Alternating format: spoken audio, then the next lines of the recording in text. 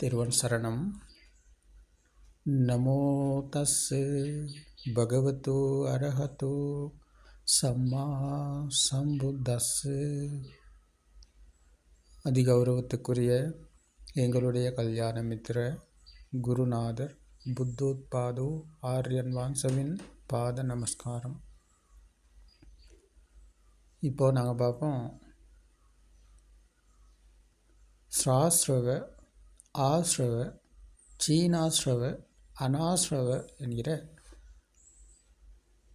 இந்த வழியைத்தான் பகவான் புத்தர் அவர்கள் போதிக்கிறார்கள். அதாவது சாஸ்வ சுபாவம். நாங்கள் பிறந்த போது எதுவும் இருக்கலை, ஒன்றும் இருக்கலை. அங்கே பிரபாஸ்வரம், தூய்மையான மனநிலை, அங்கே ஒன்றும் இல்லை, எதுவும் இல்லை. அப்போது அந்த தூய்மையான மனநிலையில் சாசவ சுபாவம் இருக்குது. அதாவது ஒட்டிக்கொள்ளும் தன்மை, இழுத்து கொள்ளும் தன்மை அந்த குழந்தைக்கு இருக்கிறது. அதுதான் சாசவ சுபாவம். அப்போது இந்த சாசவ சுபாவத்தினால்தான் ஆஸ்ரவ என்பது உண்டாகுது. ஆஸ்ரவ என்பது இப்போ கண்களுக்கு தெரிவது, காதுக்கு கேட்பது, மூக்கு, நாக்கு, உடல், இந்த 5 சென்சர்.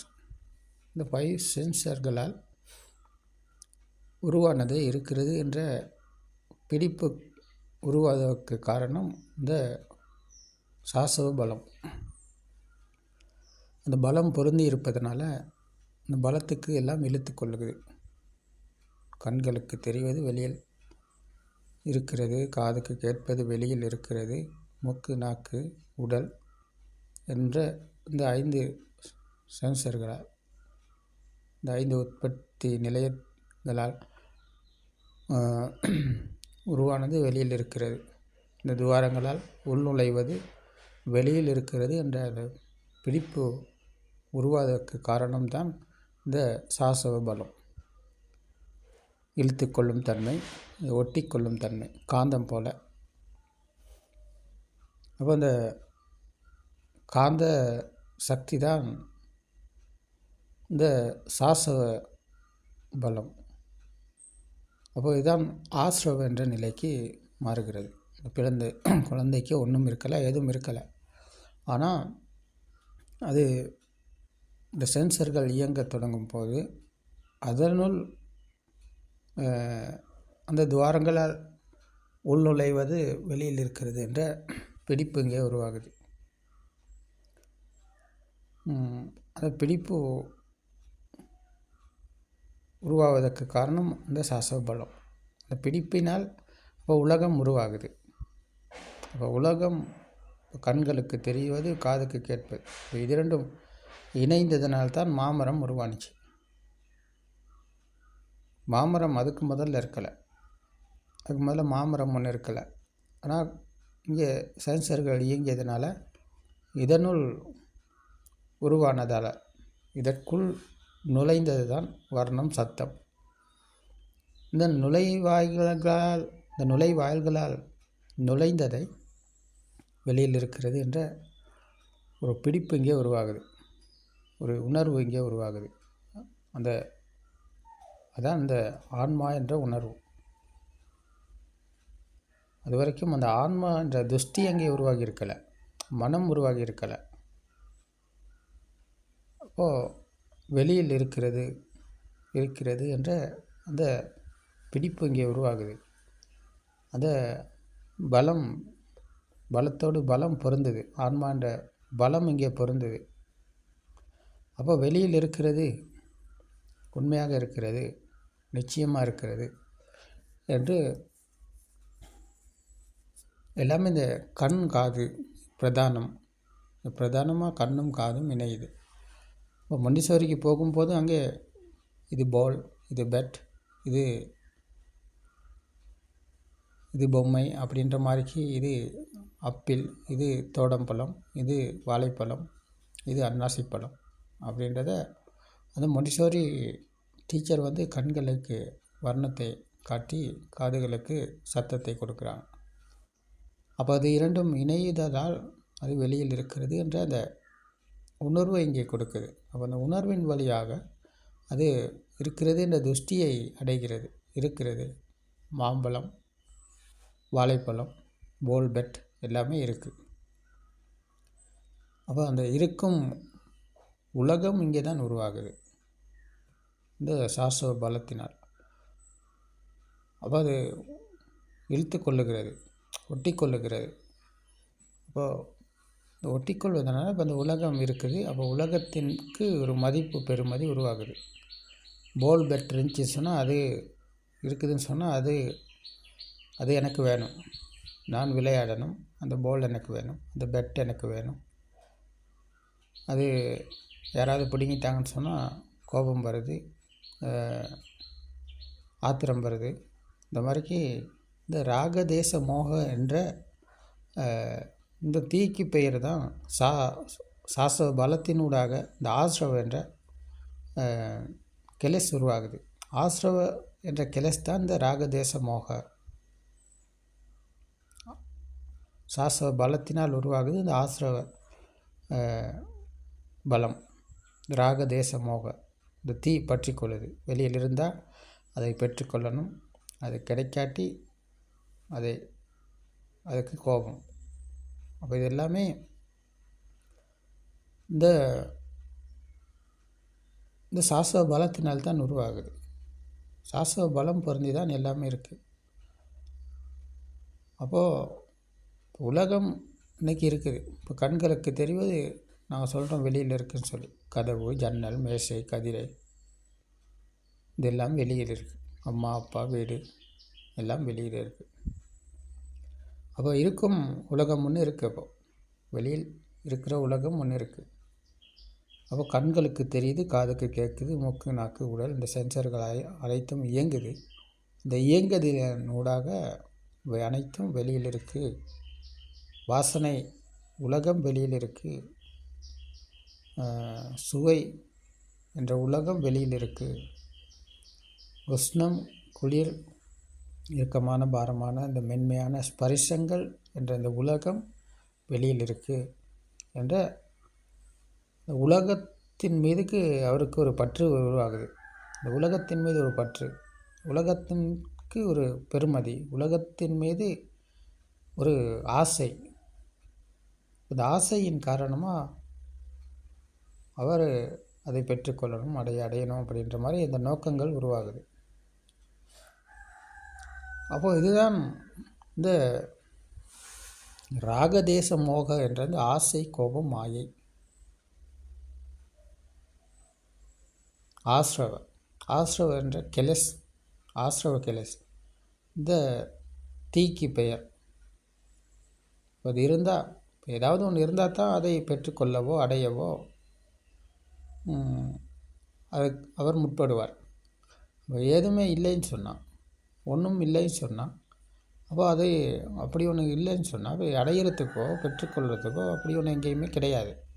அப்போ அப்படி ஒன்று இல்லாட்டி அப்போது இங்கே நானும் இல்லை.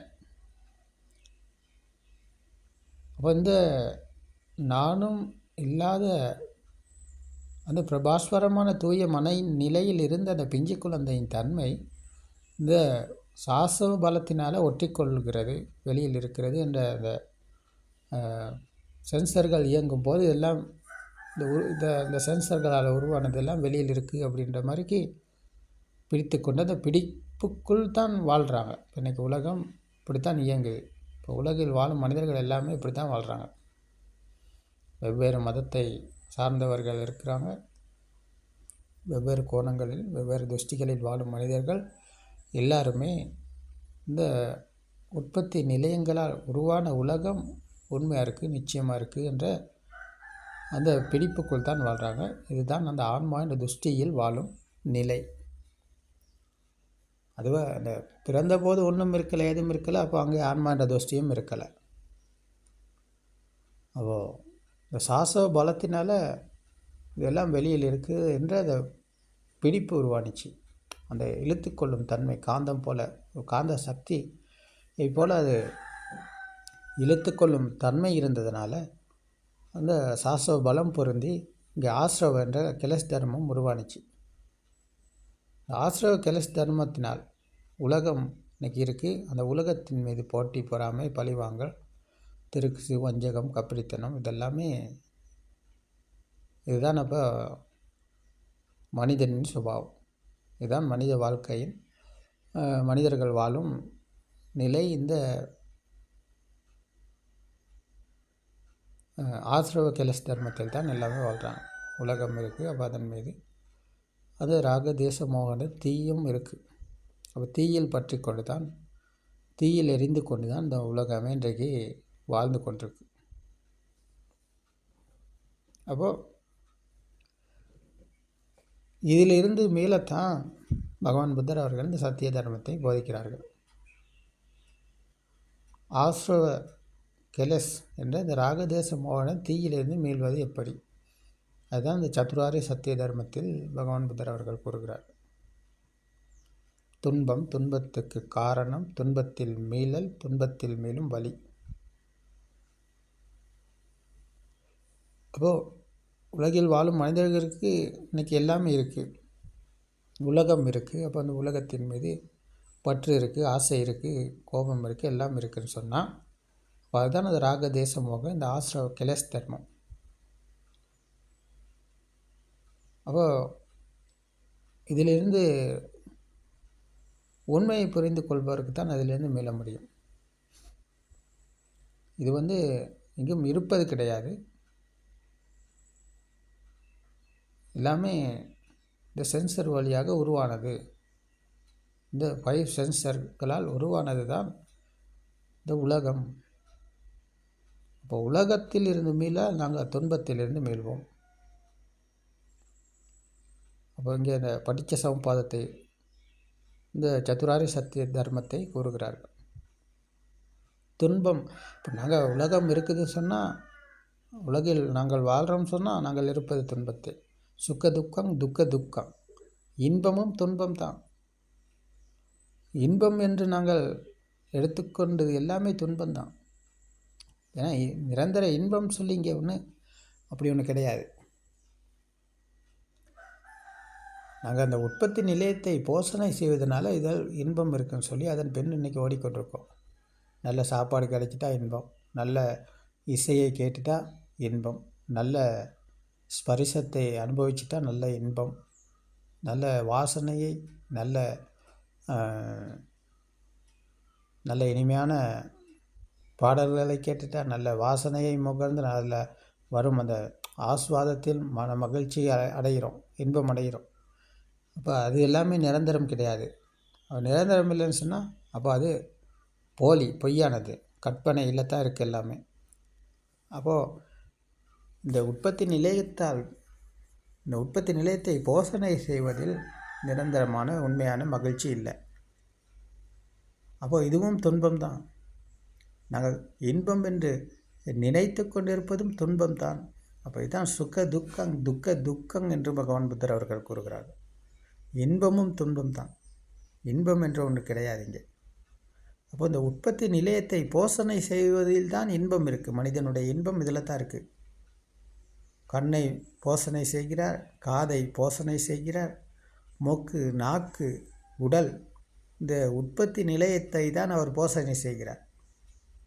அப்போ இதில் இந்த உற்பத்தி நிலையத்தை போஷணை செய்து யார் இன்பம் அடைந்தார், யார் நிரந்தரமான மகிழ்ச்சியை அடைஞ்சார்னு பார்த்தா யாருமே கிடையாது. யாருமே இந்த அப்படி ஒரு இன்பத்தை அனுபவித்ததே இல்லை. எல்லாமே துன்பம்தான். ஏன்னா உலகம் இருக்குது. அப்போ இந்த உலகத்துக்கு ஒரு பற்று இருக்குது, அதன் மீது ஆசை இருக்குதுன்னு சொல்லி அந்த ஆசையின் பின் ஓடும் மனிதர்கள் எல்லாமே மனதின் மாய்க்குள்ளே தான் இருக்கிறாங்க, கற்பனையில் இருக்கிறாங்க. அப்போ அது போலி, பொய்யானது. அப்போ பொய்யான உலகிலிருந்து மீள நாங்கள் இந்த சத்தியத்தை தெரிஞ்சு கொள்ளணும். அப்போது துன்பம், எது துன்பம்னு சொல்லி பார்த்தா உலகம் இருக்குது, எல்லாம் இருக்குது அப்படின்னு சொல்லி நினைத்து பிடித்து கொண்டிருக்கும் பிடியில் வாழும் மனிதன் இருப்பது துன்பத்தில்.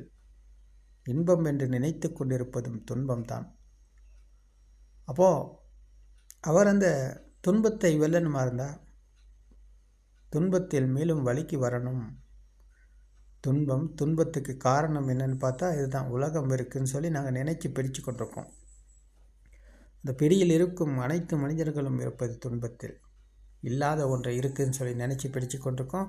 அந்த பிடிப்பில் இருக்கும் அனைவரும் இருப்பது துன்பத்தில் சொன்னால் அவர் துன்பம் இதுதான் துன்பத்துக்கு காரணம். உலகம் இருக்குது, அப்போ உலகத்தின் மீது எனக்கு பற்று இருக்குதுன்னு சொன்னால் அப்போ நான் இருப்பது உலகத்தில், அப்போ நான் இருப்பது துன்பத்தில் தான். அப்போ இதுதான் துன்பத்துக்கு காரணம். உலகம் இருந்தால் நானும் இருக்கேன், அப்போ நான் இருந்தால் அவள் எனக்கு துன்பந்தான். அப்போது என்னில் நான் மீளணும், என்னில் நான் விடுதலை பெறணும். அப்போ தான் நிரந்தரமான இன்பம், நிரந்தரமான ஆனந்தம், மகிழ்ச்சி என்பது இருக்குது. அது இந்த உற்பத்தி நிலையத்தை போஷணை செய்வதில் வரும் மகிழ்ச்சி அல்ல. அதை கண்டிப்பாக சொல்ல வேண்டியிருக்கு. இந்த உற்பத்தி நல்ல சாப்பாடு கிடைச்சிட்டா அதில் இன்பம் சொல்லி, நல்ல இசையை கேட்டுட்டா நல்ல இன்பம் அப்படின்ற இன்பம் இல்லை. இந்த ஆரிய பூமியில் இருக்கும் இன்பம் அது எல்லா இடத்திலும் 4 நிலைகளுக்கும் அப்பாற்பட்ட ஒரு சமாதி நிலை இருக்கிறது. அந்த சமாதி நிலைக்குள் ஏதும் இல்லை, ஒன்றும் இல்லை. அப்போ ஏதும் இல்லாத, ஒன்றும் இல்லாத சத்திய தர்மத்தை புரிந்து உணர்பவர் எந்நேரமும் மகிழ்ச்சியில் இருக்கிறார், எந்நேரமும் ஆனந்தத்தில் இருக்கிறார். அது உற்பத்தி நிலையத்தை போஷணை செய்வதால் வரும் ஆனந்தம், மகிழ்ச்சி அல்ல. அங்கே விடுதலை இருக்கிறது, விமோச்சனம் இருக்கிறது. அப்போது எந்த இடத்தில் இருந்தாலும், அவர் எந்த நிலையில் இருந்தாலும், எதை செய்து கொண்டிருந்தாலும், எதை பேசி கொண்டிருந்தாலும் அந்த சமாதி நிலைக்குள் அவர் இருக்கிறார். அங்கே மன மகிழ்ச்சி, மன ஆறுதல், அந்த அமைதி, பேரின்பம் எல்லாமே இங்கே இருக்கிறது. அப்போது இந்த சதுராரி சத்திய தர்மத்தில் துன்பத்துக்கு காரணம், துன்பத்தில் மீளல், துன்பத்தில் மீளும் வலி என்ற இந்த வலியை அவர் கையாள வேண்டியிருக்கிறது. துன்பத்தில் மீளும் வலி, அதுதான் படித்த சமபாத தர்மம். மனம் உருவான விதம், ஆன்மா உருவான விதம், அதை பற்றி அவர் தெரிஞ்சு கொள்ளணும். இப்போ மனம் உருவான விதம் பற்றி தெரிஞ்சு கொள்பவருக்கு தான் மனதில் மேலும் வலி என்பது பிறக்கும். மனம் உருவான விதம் பற்றி தெரிஞ்சு கொள்ளாத ஒரு மனிதனுக்கு எப்படி மனதிலிருந்து மீள்வது? சமத்த சமாதியில் மனதை ஒரு நிலைப்படுத்தி கொண்டு உட்கார்ந்திருப்பது தான் மனதிலிருந்து மீள்வதா? இல்லை, இது அனைத்தும் போலியானது, பொய்யான கற்பனை இன்னைக்கு உலகத்துக்கு வழங்கி கொண்டிருக்காங்க. இது எங்கேயுமே உண்மை இல்லை, இதில் சத்தியம் இல்லை. அப்போது மனம் உருவான விதம் தெரிஞ்சு கொள்ளணும். இதபிக்கவே பிக்கு, இந்த புத்த சாசனத்தின் பௌத்தர் என்ற சுபாவத்தை அடையும் சுத்தவத்தாரி சிராவகர் இவர் தான். அது வரைக்கும் யாருமே பௌத்தர்கள் இங்கே கிடையாது. பெயருக்கு நான் பௌத்த, என் பாரம்பரியம் பௌத்த, என் குடும்பம் பௌத்த, நான் பிறந்தது பௌத்த அப்படின்னு இன்னைக்கு பெயரை போட்டுக்கொண்டு பிறந்த குறிப்பில் நான் பௌத்த என்று பெயரை போட்டுக்கொண்டால் யாரும் பௌத்தராக முடியாது. அது உண்மையான பௌத்தம் கிடையாது. அப்போ உண்மையான பௌத்தம் என்றால் பவ நிரோதைக்கு வரணும். பவ நிரோதை என்றால் பிறப்பு இறப்பு என்ற பயணத்திலிருந்து மீளும் வழிக்கு வரணும். அவர்தான் உண்மையான பௌத்தர். இவரைத்தான் பகவான் புத்தர் அவர்கள் கூறினார் பௌத்தர் என்று. இப்போ இன்றைக்கி அது இல்லை பௌத்தம். இன்றைக்கி நிறைய நாடுகள் இருக்குது, பௌத்த நாடுகள். ஆனால் பௌத்தர்கள் இருக்கிறார்களா? இல்லை, பௌத்தர்கள் இல்லை. காரணம் என்னென்னா சத்தியம் தெரிஞ்சு கொள்ளாததுனால. பகவான் புத்தர் அவர்கள் போது சத்திய தர்மம் தெரியாது என்னன்னு. ஏதோ ஒன்று கற்பனையை வளர்த்து கொண்டு பயிலாடிச்சிக்கிட்டு உட்காந்துக்கிருந்தால் பௌத்தர் ஆயிடுவார். அவரும் பௌத்தர் ஆக மாட்டார், மற்றவரையும் அவர் பௌத்தராக விடாத நிலையில் இன்றைக்கி பிடிச்சு வச்சு கொண்டிருக்கிறாங்க. மோசடி, பித்தலாட்டம், கப்பட்டித்தனம், மற்றவரை ஏமாற்றி வாழும் மனித கூட்டம் இன்றைக்கி இருக்கிறாங்க, ஏராளமாக இருக்கிறாங்க. இவர்களெல்லாம் பௌத்தர் என்ற பெயரை சொல்லிக்கொண்டு போலியானதை சொல்லிக்கொண்டு பொய்யான கருத்தை இதுதான் சொன்னார், இதைத்தான் பகவான் புத்தர் அவர்கள் போதித்தார் என்று உலகையே ஏமாற்றும் பௌத்தர்கள் அல்ல இவர்கள். பௌத்தர் என்றால் அவர் சத்தியத்தை போதனை செய்பவராக இருப்பார், சத்திய தர்மத்தை கையாள்பவராக இருப்பார், சத்தியத்தை கடைபிடிப்பவராக இருப்பார், சத்தியத்தை உணர்பவராக இருப்பார். அவரிடமிருந்து யாருக்கும் எந்த ஒரு தீங்குமே நடக்காது. ஏன்னா உலகம் என்று அவருக்கு ஒன்று கிடையாது. உலகம் ஒன்று இருந்தால் அதை அடையவோ அதை பெற்றுக்கொள்ளவோ அப்படி ஒன்று அவருக்கு ஆசை ஒன்று இருக்குது, பற்று ஒன்று இருக்குது. ஆனால் இவை அனைத்தும் இந்த சென்சர்களால் உருவானது எங்கேயும் இல்லை. எல்லாமே எண்ணங்கள். இப்போ எண்ணங்களில் உண்மை இல்லை, எண்ணங்கள் அனைத்தும் சென்சர் சிஸ்டம் மட்டும்தான். இந்த 5 உற்பத்தி நிலையங்களும் இணைந்த இணைப்புக்கு பெயர் தான் மனம். அதில் தான் இப்போ எண்ணங்கள் ஓடிக்கொண்டிருக்கு. அப்போ அப்படி ஒன்று எங்கேயாவது இருக்குதா? அதுவும் ஒரு சென்சர் மட்டுமே. அப்போ சிஸ்டம் ஓடுது, ஆனால் எண்ணங்கள் எங்கேயும் கிடையாது. எண்ணங்கள் எங்கேயாவது இருக்குதா? இல்லை. நிரந்தரமான எண்ணம் ஒன்று எங்கேயாவது இருக்குதா? இல்லை. ஏன்னா அப்படி ஒன்று எங்கேயுமே கிடையாது. எல்லாமே இணைப்பால் உருவாகி ஓடிக்கொண்டிருக்கு வேகத்தின் காரணமாக. இந்த 5 உற்பத்தி நிலையங்களும் இணைந்து வேகமாக ஓடிக்கொண்டிருக்கு. அது அந்த ஒரு பத்தியை பற்ற வைத்து, அப்படி இல்லாட்டி ஒரு பந்தத்தை பற்ற வச்சு நாங்கள் வேகமாக சுற்றுனா ஒரு வட்ட வடிவம் தெரியும்.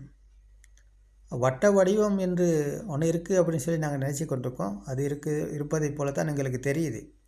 ஆனால் உண்மையான சத்தியத்தை பார்ப்பது போல் அவர் நன்றாக பார்த்தா அங்கே ஒரு பந்தம் மட்டும்தான் எரியுது. வட்ட வடிவம் ஒன்று இருக்குதா? இல்லை. அப்போ வட்ட வடிவம் எப்படி தெரியுதுன்னு பார்த்தா அது வேகத்தின் காரணமாக, வேகமாக சுழற்றுவதன் காரணமாக வட்ட வடிவம் ஒன்று அங்கே தெரியுது, இருக்குது அப்படின்னு சொல்லி நாங்கள் நினைத்து கொண்டிருக்கோம். அப்போ அது எங்களுக்கு உண்மையாக தெரியுது. அப்போ இதே போலத்தான் நாங்கள் இந்த மனதுக்கு வரும் எண்ணங்கள் வேகமாக ஓடிக்கொண்டிருப்பதனால இது இருக்கிறது என்று நாங்கள் நினைச்சு கொண்டிருக்கிறோம். அது உண்மையாக இருப்பது கிடையாது. இது வேகத்தின் வழியாக உருவாவது, வேகத்தின் காரணம் அது ஓடிக்கொண்டே இருக்குது.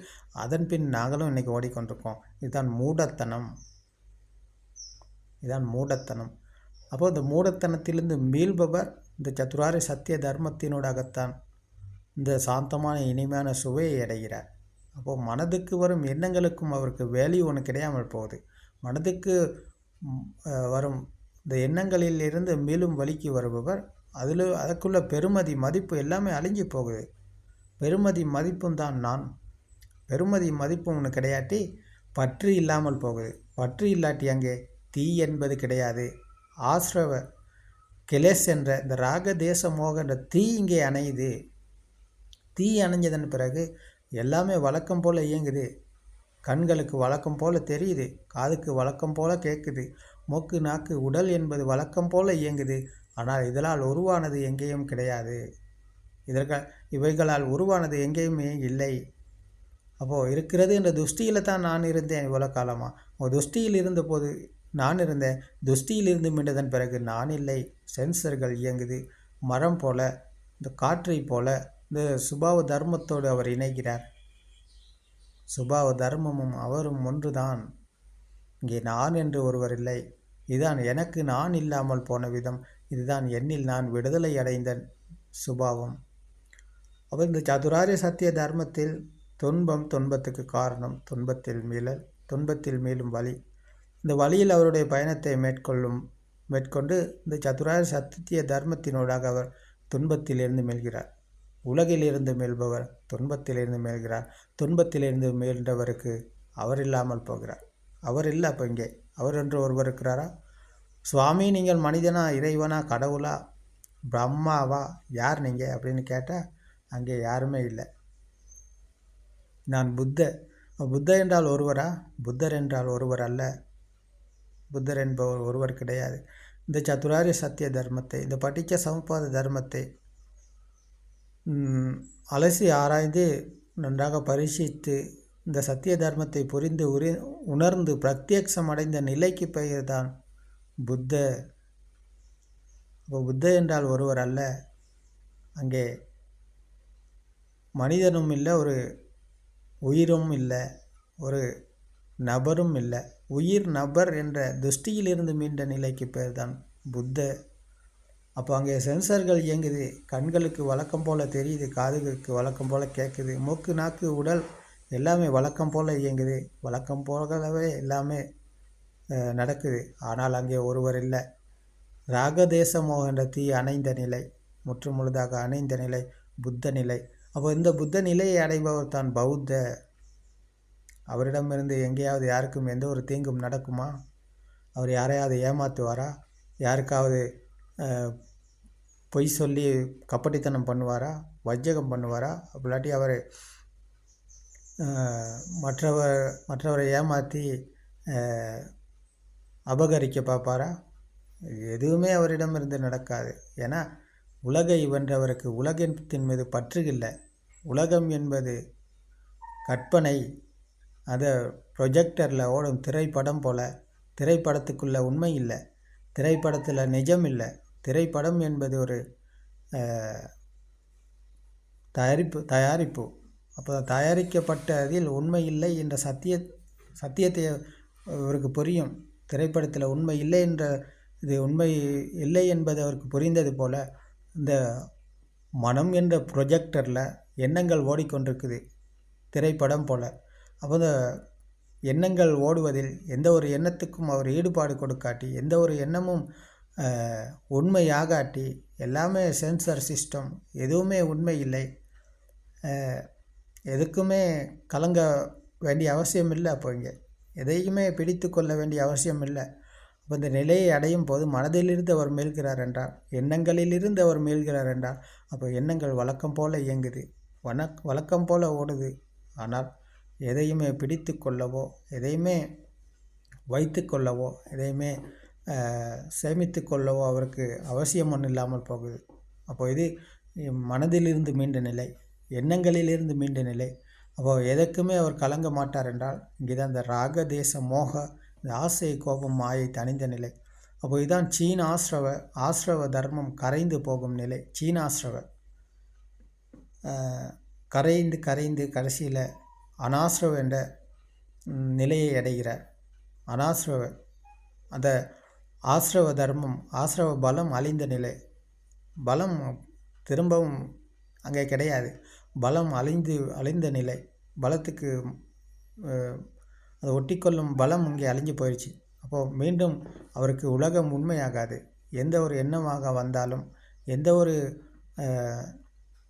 செயலாக இருந்தாலும், எந்த ஒரு வார்த்தையாக இருந்தாலும், சப்ப சங்கார சமத்தை என்ற காயசங்கார, வச்சி சங்கார, மனோசங்கார என்ற செயலாக இருந்தாலும், எண்ணமாக இருந்தாலும், வார்த்தையாக இருந்தாலும், எதற்குமே அவர் இறங்கி கொள்ளோ பிடித்து கொள்ள அப்படி ஒன்று எங்கேயுமே இல்லாத நிலையை அடைகிறார். அப்போது இதான் சப்ப சங்கார சமத்தை என்ற இந்த அனைத்து எண்ணத்திலும் உண்மை இல்லை, அனைத்து எண்ணங்களும் பாவகரமானது, எதிலும் நிஜம் இல்லை, எதிலும் உண்மை இல்லை, எல்லாமே அந்த ப்ரொஜெக்டர் போல் ஓடிக்கொண்டே இருக்குது. அப்போது இந்த நிலையை அடையும் போது அவர் சப்ப சங்கார சமத்தை என்ற நிலையை அடைகிறார். அப்போது இதுதான் சாசவ, ஆசிரவ, சீனாசிரவ, அனாசிரவ என்ற பகவான் புத்தர் அவர்கள் கூறிய இந்த வழி. சாசவ சுபாவத்தினால் ஒரு பலம் பொருந்தி உலகம் உருவாகுது. உலகம் உருவாகி உலகத்திலிருந்து அவர் சதுராரி சத்திய தர்மத்தில், உலகம் என்பது கற்பனை, வெளியில் எங்கேயும் இருப்பது கிடையாது, இவை அனைத்தும் சென்சர்களால் உருவானது, இந்த 5 உற்பத்தி நிலையங்களால் உருவானது. இப்போ உருவானது வெளியில் எங்கேயும் இல்லை என்றால் மனதில் தான் இருக்கிறது. மனமும் ஒரு சென்சர் தான். 5 உற்பத்தி நிலையங்களும் இணைதலுக்கு பெயர் தான் மனம். அப்போ அந்த இணைப்பு என்பது வெளியில் இல்லைன்னு சொன்னால், இப்போ மனமும் ஒரு சென்சர் மட்டும்தான், அதுவும் ஒரு உற்பத்தி நிலையம் மட்டும்தான். கண்களுக்கு தெரிவது போல, காதுக்கு கேட்பது போல, மனதுக்கு எண்ணங்கள் வருது போகுது. ஆனால் இதற்கு இறங்கி கொள்ளவோ, பிடித்து கொள்ளவோ, இதற்குள் மாட்டிக்கொள்ளவோ அப்படி ஒன்று எங்கேயும் இல்லை. எல்லாமே சென்சர் சிஸ்டம் ஓடுது. அப்போ இந்த சிஸ்டம் ஓடுதலை காண்பவர் தான் இந்த சதுராரி சத்திய தர்மத்தை கையாளுகிறார். இந்த ஆரிய அஷ்டாங்கிக மார்க்கத்துக்கு வருகிறார்.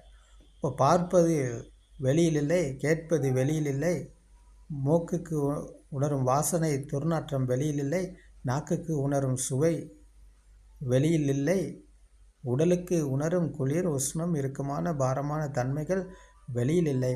அப்போ இவைகளால் உருவான மனம் என்றும் ஒன்று கிடையாது. எண்ணங்களிலும் உண்மை இல்லை, வார்த்தைகளிலும் உண்மை இல்லை, செயல்களிலும் உண்மை இல்லை, எல்லாமே சிஸ்டம் மட்டும்தான். அந்த சிஸ்டத்தை கையாள்பவர் தான் அந்த ஆரிய அஷ்டாங்கிக மார்க்கம் என்ற 8 வழி பாதையில் அவருடைய பயணம் மேற்கொள்ளப்படுது. இது ப்ராக்டிக்கல் பக்கம்தான் நாங்கள் சொல்கிறோம். இது வெறும் சிலபஸ் ஒன்று கிடையாது, இது ஒரு கற்பனை கதை கிடையாது.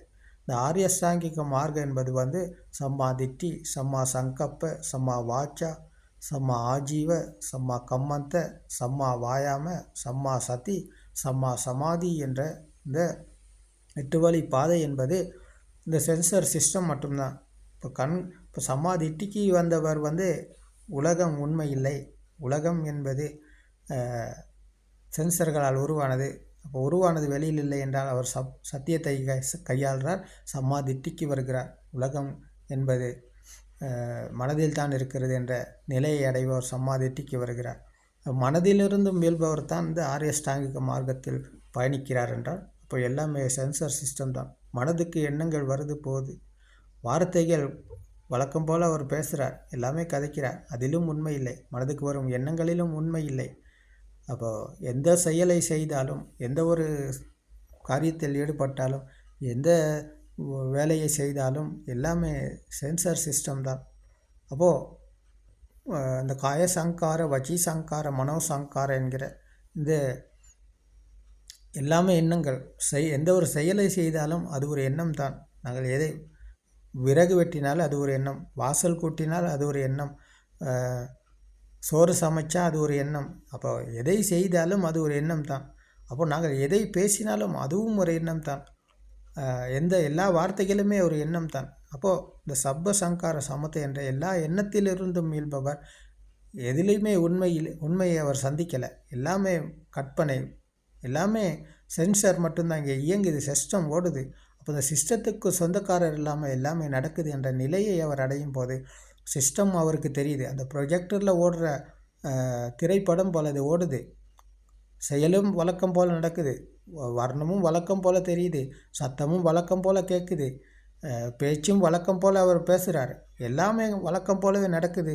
ஆனால் எதற்குமே இறங்கி கொள்ளாத ஒரு தன்மை, எதற்குமே மாட்டிக்கொள்ளாத, எதையுமே பிடித்து கொள்ளாத ஒரு தன்மையை அவர் உணர்கிறார். இதுதான் அந்த உணர்வு, அந்த ஃபீல், அந்த ஞானம். இப்போ இந்த ஞானம் அதிகமாகுகிறது. இந்த ஞாயஸ் அதிகமாய நிப்பானம் சச்சிக்கிரியா என்ற இந்த ஞானம் அதிகத்தின் காரணமாக, இந்த ஞானத்தின் வழியாக அவர் நிர்வாணத்தை கையாள்றார், நிர்வாணம் அடைகிறார் என்ற சத்தியத்தை பகவான் புத்தர் அவர்கள் போதிக்கிறார்கள். அப்போ இது நாங்கள் நினைக்கும் இடத்துல இல்லை, நாங்கள் நினைக்கிற எல்லா இடத்திலுமே கற்பனை தான் இருக்குது. நினைக்கும் இடத்தில் நினைக்கிற எல்லா இடத்திலுமே இருப்பது மாயை, கற்பனை. ஒரு நினைப்புக்கு அப்பாற்பட்ட ஒரு சத்தியம் இருக்குது சொன்னால் அப்போ அது ஒரு ஃபீல், அது உணரக்கூடியது. உணர்வுக்கு தான் எல்லாமே அகப்படுது. சத்திய ஞானம் அடைந்தவர் கிருத்திய ஞானத்தின் வழியாக அவர் மனதில் மேல்கிறார், மனதின் மேலும் வழிக்கு வருகிறார். அந்த கிருத்தக் ஞானம் என்ற இது எல்லாமே அந்த உணர்வுக்குத்தான் அகப்படுது. இந்த மீண்டு மீண்டு போகும் நிலை எல்லாமே இந்த உணர்வுக்கு அகப்படுது. தான் கிருத்திய ஞானம் என்று கூறுகிறார். அப்போ சத்திய, கிருத்திய, கிருத்தக் என்ற இந்த திபரிவட்டங் தேவதாஸ் சாக்காரங் என்ற இந்த தம்மச்சக்க பௌத்தன சூத்திர போதனையில் பகவான் புத்தர் அவர்கள் கூறினார்கள். சத்திய, கிருத்திய, கிருத்தக் என்ற திபரிவட்டங் தேவதாஸ் சாக்காரங் என்ற வழியை பகவான் புத்தர் அவர்கள் போதிக்கிறார்கள். இப்போ இந்த மூன்றையும் அவர் உணர்கிறார். சத்திய ஞானம் அடைகிறார், கிருத்திய ஞானத்தின் வழியாக மனதின் மேலும் வழியில் அவருடைய பயணம் மேற்கொள்ளப்படுது, இந்த ஆரிய அஷ்டாங்கிக மார்க்கத்தில் அவருடைய பயணம் மேற்கொள்ளப்படுது. இப்போ இது எல்லாமே அந்த ஞானத்துக்கு அகப்படுது, இந்த கிருத்தக் ஞானத்துக்கு. அப்போ இதெல்லாமே உணரக்கூடியது. உணர்வின் பக்கமாக தான் எல்லாமே இருக்குது, நினைக்கும் பக்கத்தில் எதுவுமே கிடையாது. நினைப்பது எல்லாமே மாயை, கற்பனை. அப்போது நினைப்பிலிருந்து மீண்டு உணர்வின் பக்கம்தான் உங்களுடைய வழியை நீங்கள் மேற்கொள்ளணும். நீங்கள் உணர்வு பக்கம் திரும்பணும். ஆற்று நீர் பள்ளத்தை நோக்கி போவது போல என்பது போகிறது அனுசோத்த, அது மனதின் மாயின் பின் போகும் நிலை.